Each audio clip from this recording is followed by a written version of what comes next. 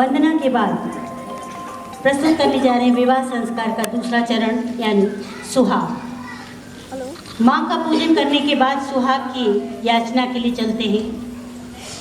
एक ब्रज की रचना आपके सामने प्रस्तुत कर रहे हैं। नारी जीवन की सुंदर और भावनात्मक अभिव्यक्ति होती है। पुरुष का साथ और सानिध्य संबंध जो पुरुष समाज को एक सुंदर और प्रगतिशील विचारधारा से जोड़ता है। प्रेम की इसी अभिव्यक्ति को इस सुंदर गीत के माध्यम से ये बहनें प्रस्तुत करने जा रही हैं। सुहाग गीत।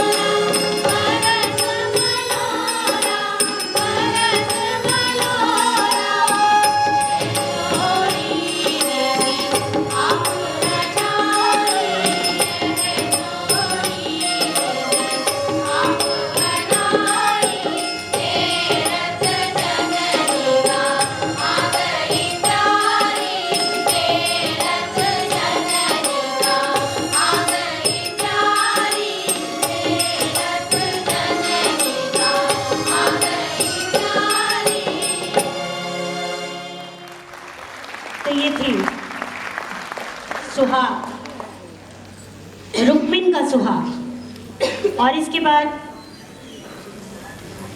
विवाह गीत की बारी आती है।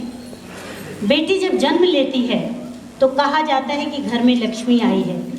वास्तव में बेटियां लक्ष्मी ही होती हैं, जो सौंदर्य, प्रेम, त्याग, दया और करुणा के उत्कृष्ट विचारों से परिपूर्ण होती हैं। बेटी के जन्म से ही परिवार के बुजुर्गों को उसके विवाह की चिंता सताने लगती है। एक बेटी का जो अपनत्व और प्यार अपने मायके से होता है, वह इस सुंदर विवाह गीत के माध्यम से आपके समक्ष प्रस्तुत कर रहे हैं। और इस गीत की विशेषता ये है कि इसमें बेटी और उसके पापा यानी पिताजी की बातचीत है कि क्या उसको चाहिए और क्या उनके पिताजी उसको दे रहे हैं। कितना लाड़ है, कितना प्यार है इस बात पे। तो लीजिए प्रस्तुत कर रहे हैं विवाह गीत।